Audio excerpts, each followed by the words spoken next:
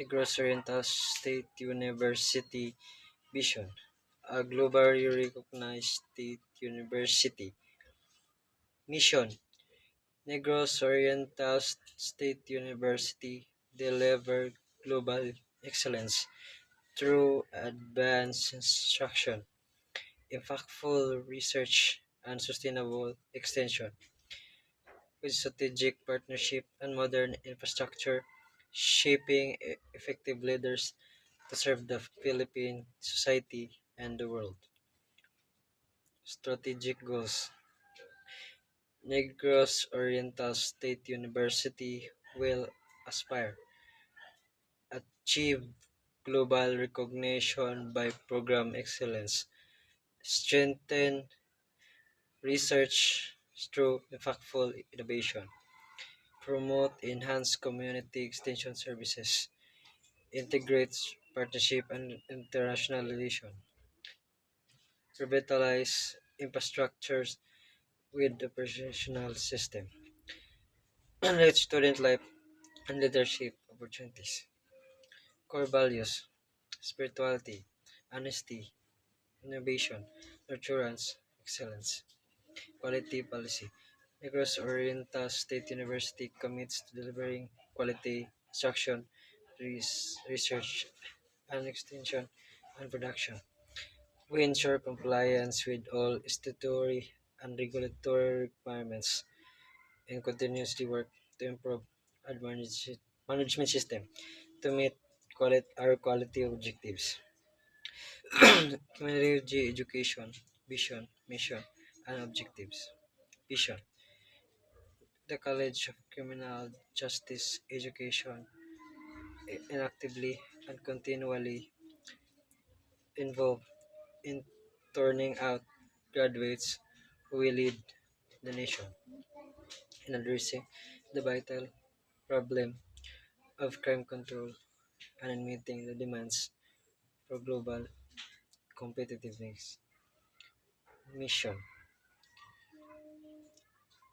College of Criminal Justice Education program commits itself in providing the community with professionally competent and morally upright graduates who can deliver efficient and effective service in the field of criminology.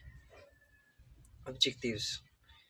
In pursuant to the above state mission, the Department of Criminology integrates and sequence courses of study, which are well planned. These courses of study utilize didactic instruction, discussion, demonstration, laboratory practice, simulation, individual learning, and on-the-job training. The following are the specific objectives of the department. 1.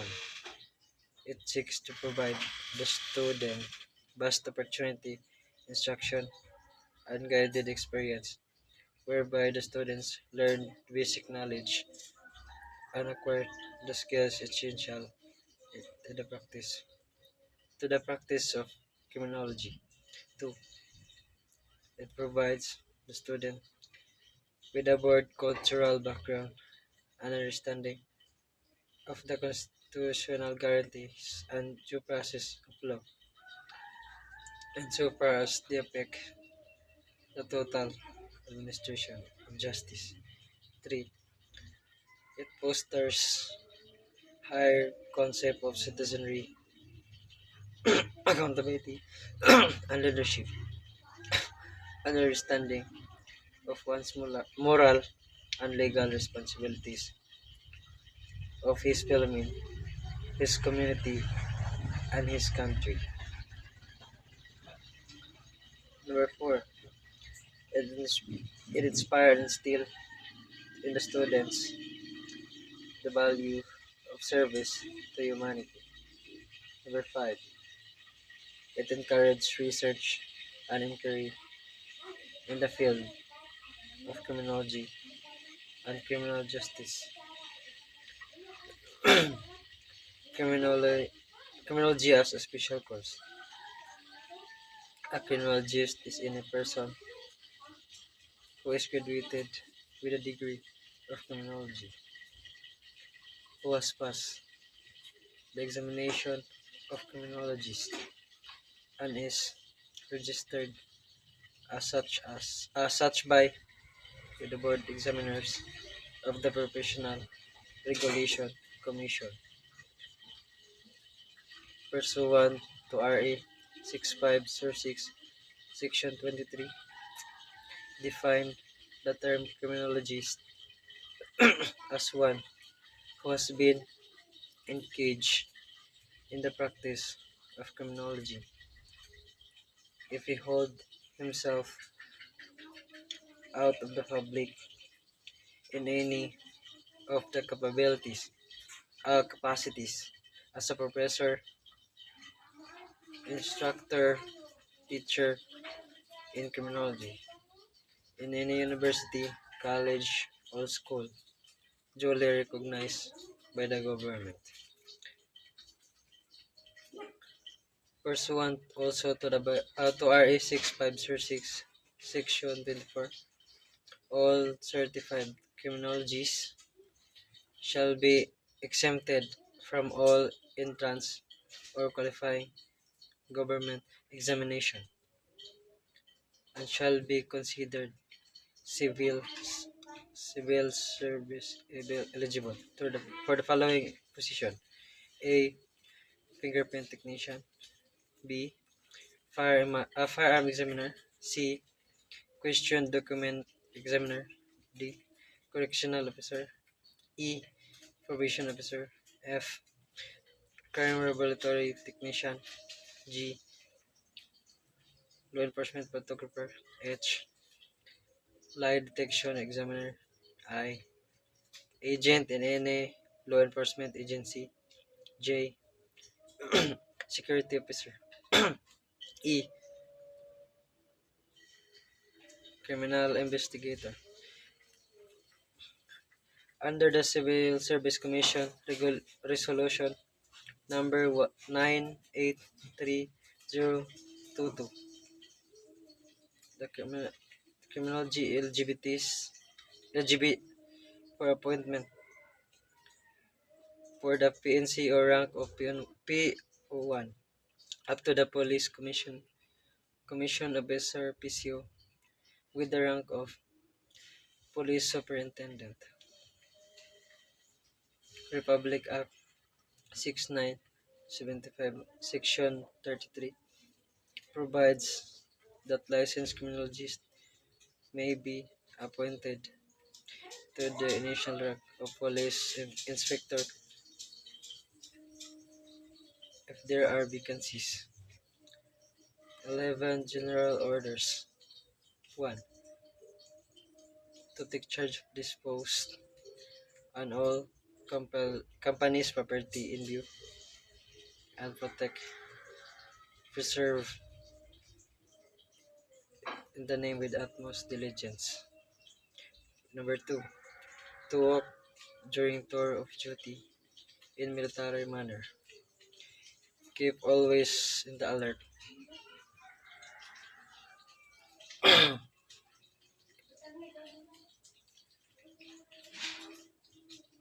And observing everything that takes place within sight or hearing. 3. To report all violation of orders I have instructed to enforce. 4. To report all calls more distant from the guard house where I am stationed. 4. 5. To quit my post only when properly relieved. 6. To receive, obey, and pass out to the relieving guard or all order or company officer or official, superior post in charge, or shift leaders. 7. To talk to no one except in the line of duty. 8. to sound or call the alarm in case of fire or disorder. 9. To call the superior officer in any case not covered by instruction. 10. To sound all company official, superior in the agency, ranking public official, and commission officer of the AFP, and officers of the PNP. 11. To be officially watchful at night and during the time of challenges. To challenge all the persons or or near my post and to allow no one to pass or loiter without proper authority. To eat my meal or and drink to eat my meal before and during my duty. Code of ethics. Being entrusted with the duty of law enforcement, my fundamental duty is to serve mankind, to safeguard lives and properties, and to protect the innocents against deception, the peaceful against violence or disorder, and, and to respect the constitutional rights of all men to liberty, equality, and justice. I will keep my private life solid as example of all. Maintain courageous calm in the face of danger, scorn, or ridicule. Develop self-restraint and be constantly mindful in the welfare of others. Honest in thought or deed in both my personal and official life. I will be exemplary in obeying the laws of the land of the Republic of the Philippines. Whatever I see or hear of a confidential in nature will be kept ever secret unless revelation is necessary in the performance of my duty.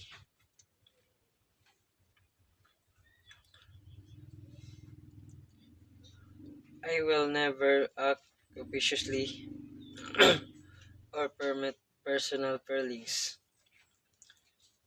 pre- prejudice, animosities, or pressure to influence my decision. With no compromise for crime and restless prosecution of criminal, I will enforce the law courteously and appropriately without fear or favor. Malice, I will never accepting that it is in return. I recognize the badge of my office as a symbol of public faith and accept it as a public trust. I shall wear it with fidelity and integrity. For it is mine to possess only while I fulfill this holy obligation. Police officers creed. I believe in God, the supreme being, the great provider, and creator of all men and everything near to me. In return, I can do no less than love him above all, seek his guidance in the performance of, of my solemn duties, and honor him at all times. I believe that respect for authority is a duty. I respect and uphold the Constitution, the laws of the land, and the applicable rules and regulation. I recognize the legitimacy and authority of leadership and follow and obey legal orders of my superior officers. I believe in selfless love and service to people. Toward this end, I commit myself to the service of my fellow men over and above my personal convenience. I believe in the sanctity of marriage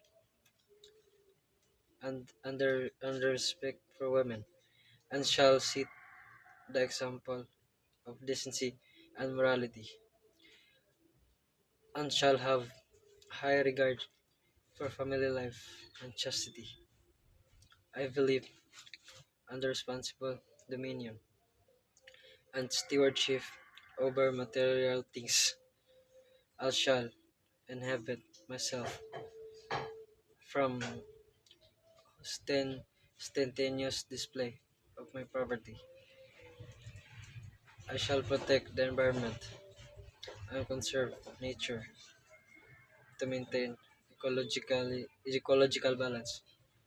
I shall respect private and public property and prevent others from destroying it. I believe in the wisdom of truthfulness and must be trustworthy and shall speak the truth at all times as required by my profession. The Ten Commandments of God. 1. I am the Lord your God. You shall not have no other gods before me. 2. Thou shalt not use the name of the Lord in vain. 3. Add, remember to keep the holy Sabbath day, the Lord's day. 4. Honor your father and mother. 5. Thou shalt not kill. 6. Thou shalt not commit adultery. 7. Thou shalt not steal. 8. Thou shalt not bear false witness against your neighbor. 9. Thou shalt not covet your neighbor's wife. 10. Thou shalt not covet your neighbor's good. The Lord's Prayer. Our Father in heaven, hallowed be your name. Your kingdom come. Your will be done on earth as it is in heaven. Give us this day our daily bread, and forgive us our sins, as we forgive those who sins against us. Do not bring us to the test, but deliver us from evil. Vision, mission of Philippine National Police. Mission: the Philippine National Police shall enforce the law to prevent and control crimes, to maintain peace and order, and to ensure public safety and internal security with the active support of the community. Vision: the men and women of the Philippine National Police are committed to the vision of professional, dynamic, and motivated PNP working in partnership with the response of community towards the attainment of safe place to live, work, invest, and do business. Vision mission of Bureau of Fire Protection. Mission to prevent and suppress destructive fires, enforce fire related laws, and provide emergency medical rescue service. Vision a world class fire protection agency working towards public safety conscious society. Vision mission of Bureau of Jail Management and Penology. Mission enhance public safety and providing human safekeeping and development of inmates in all district, city, and municipal jail. Mission Vision a dynamic institution highly regarded for its sustained safekeeping and development of inmates. Core values continuous skills enhancement of personnel ability, established linkages and partnership, responsive planning and timely decision making, expedient implementation.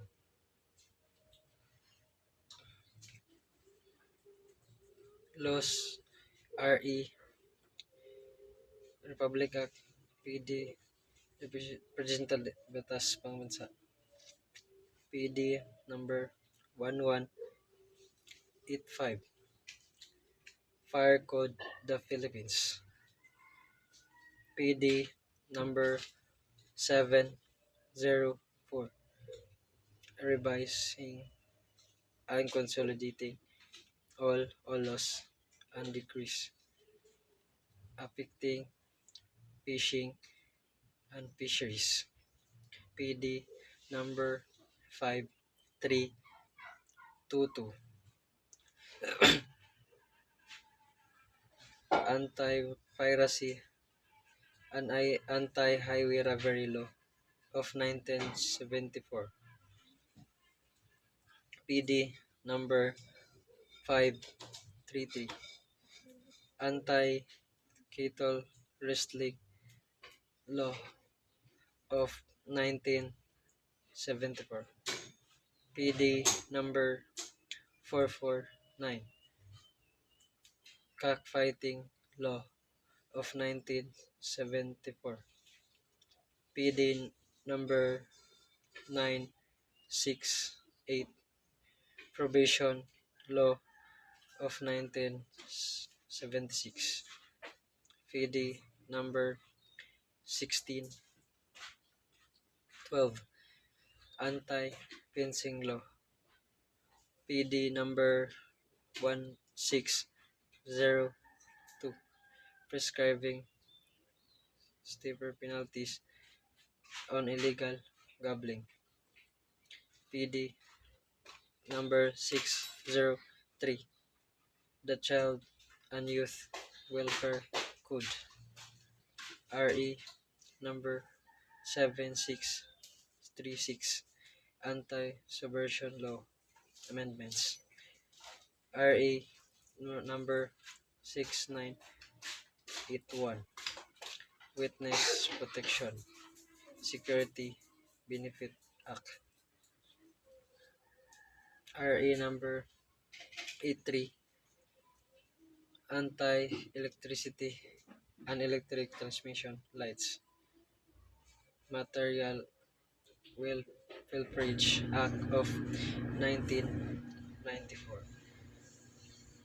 RE number 353 an act to provide the possession deadly arrows RE number 9165 Comprehensive Dangerous Drugs Act of 2002 RE number 6425 The Dangerous Drugs Act of 1972, RE number 7877, Anti-Sexual Harassment Act of 1995, RE number 8505, Rape Victims Assistance and Protection Act of 1998, RE number 1700, Anti-Subversion Law, RE number 7659, an act imposed the death penalty on certain heinous crime, RE number 9344, Juvenile Justice and Welfare Act of 2006, RE number 4136, Land Transportation and Traffic Codes, RE number 7080, an act defining, penalizing the crime of plunder, RE numbers 7610, Special Protection of Children against Sexual Abuse and Exploitation and Non-Discrimination Act of RA number 9299, an act annexed Central Visayas Polytechnic into a state university to be known as Negros Oriental State University, RA number 9160, Anti-Money Laundering Act of 2001, RA number 6968, an act punishing the crime of coup d'etat, RA number 7438, an act defining certain rights of person arrested, detained, and order or under custodial investigation, RA number 3019, Anti-Graft and Corrupt Practice, RA number 6235, Anti-Hijacking Law, Aggravating Acts, Inimical Severe Abuse, RA number 89, Anti-Hazing Law, RA number 8177, an act segregating death by lethal injection as a method of curing capital punishment, RA number 8353,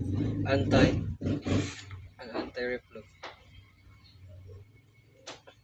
of 1937, RA number 6506, an act creating the board examiners for criminologists,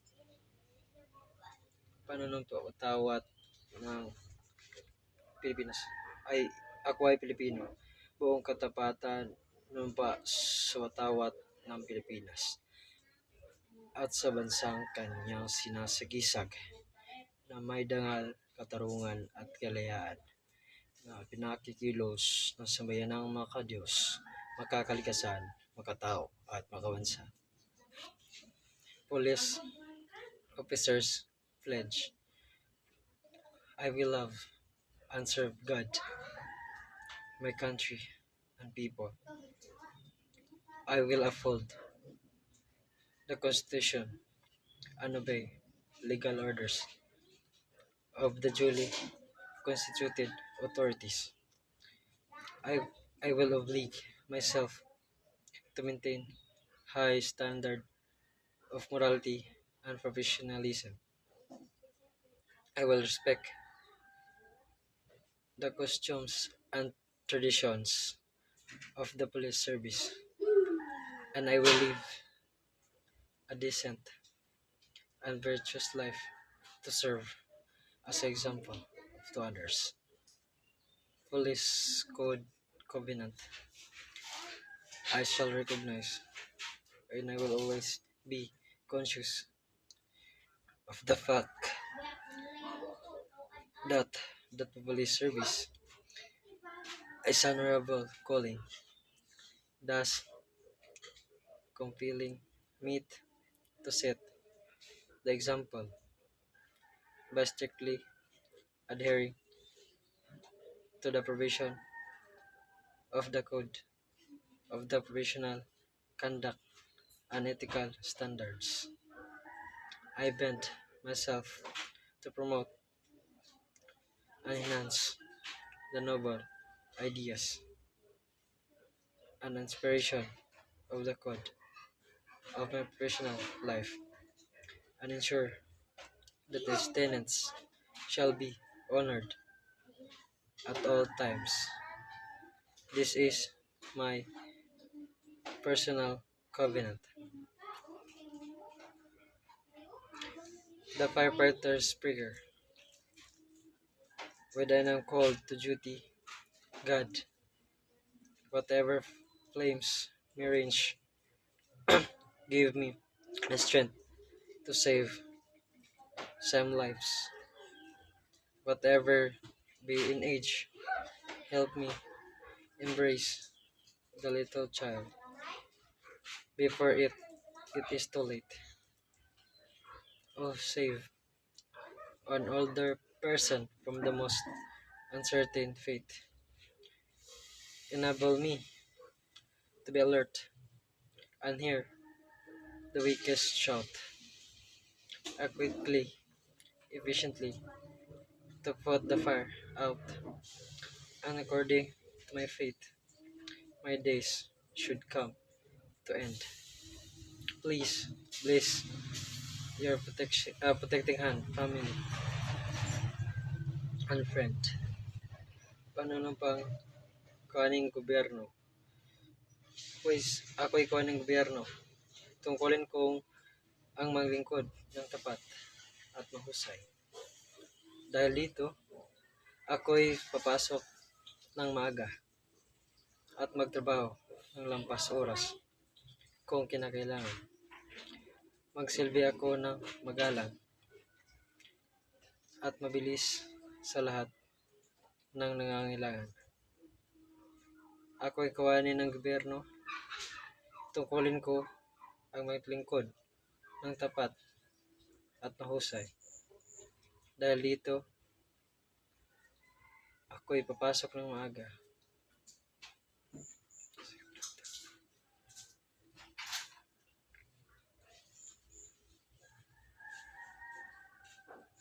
Pangangalagaan ko ang mga gamit, kasangkapan, at iba pang pag-aari ng pamahalaan. Maging pantay at makatarungan ang pakikitungo ko sa mga lumalapit sa aming tanggapan. Magsasalita ako laban sa katiwalian at mapagsamantala. Hindi ko gagamitin ang aking panunungkulan sa sarili kong kapakanan. Hindi ako hihingi o tatanggap sa suhol. Sisikapin kong madagdagan ang aking talino at kakayanan upang ang antas ng paglilingkod sa bayan ay patuloy na may taas. Sapagkat ako ay isang kawani ng gobyerno, tungkulin ko ang maglingkod ng tapat, mahusay sa bayan ko. At sa panahong ito, ako at ang kapwa kamani ay kailangan ko tungo sa isang maunlad, masagana at mapayapang Pilipinas. Sa harap niyong lahat, ako ay taos-puso nanunumpa.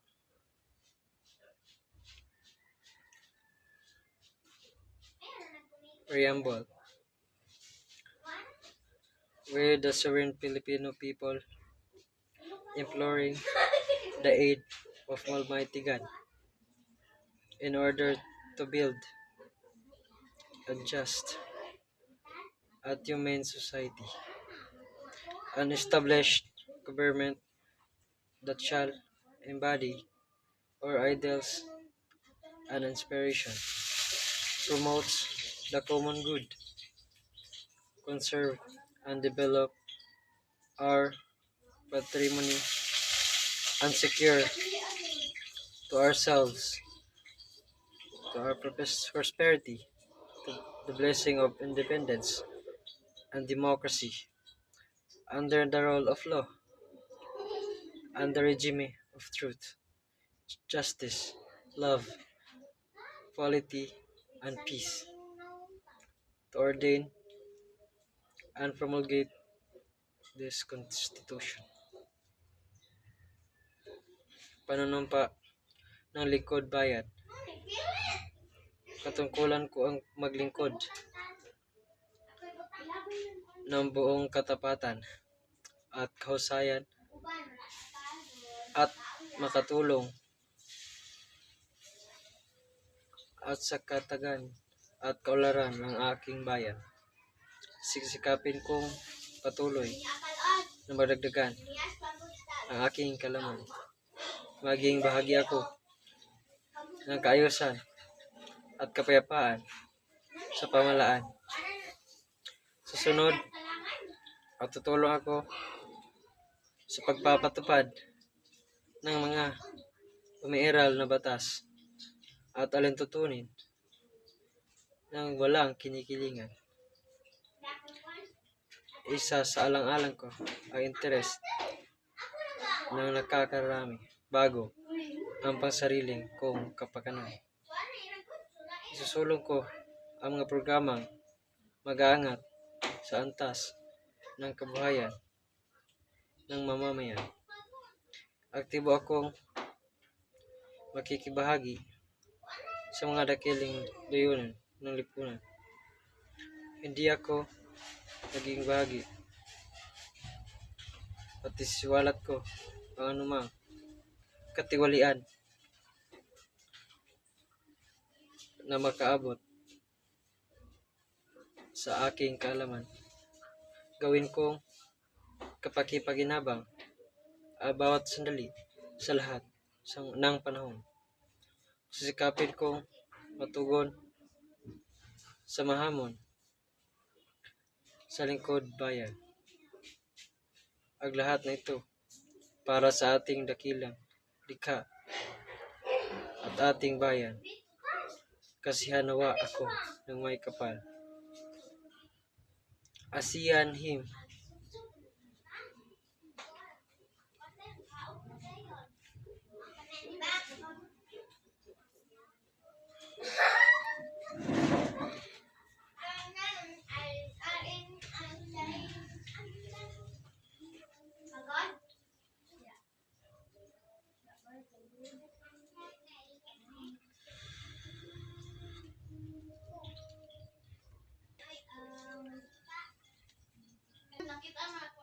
Asian him.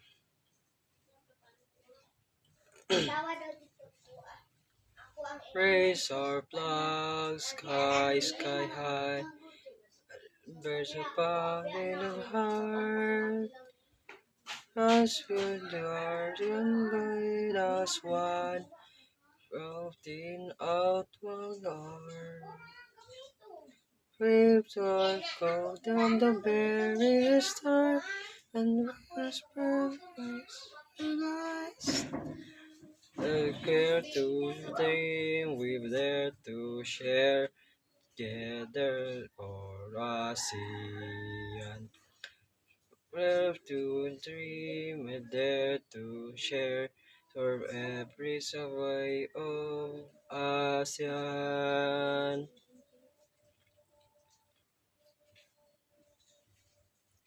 Nor saw him in the sunny southern clime. Here's the school right for all time. Negros born, our honored guide. Negros state glory is our pride. For the many and the few, state you lead to hearts anew. For the last and for the least, state you gives hope for the best.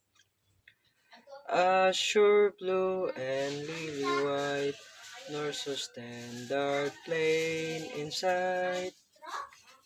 Leave the lamp of wisdom bright, nor so guidance for the right, and its pylons open wide, to great service on each side. For the future of this land, Negro state answers the demand. Our pride, our hope, our future. Negros Oriental State University.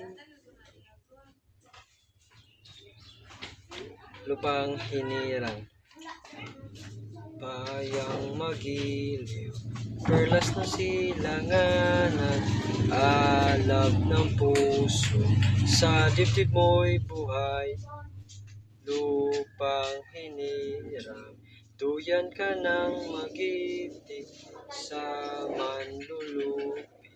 Di ka pagsisiil sa dagat at bundok, sa simoy at sa langit mong bughaw. May tilag ang tula at awit sa paglayang minamahal. Ang kislap ng watawat mo'y tagumpay na nagniningning. Ang bituin at araw niya kailan, pag may di magdidilim. Lupa ng araw ng buhay at ipagsita. Buhay ay langit sa piling mo. Aming ligaya ng pagpay mang-aapi ang mamatay ng dahil sa'yo.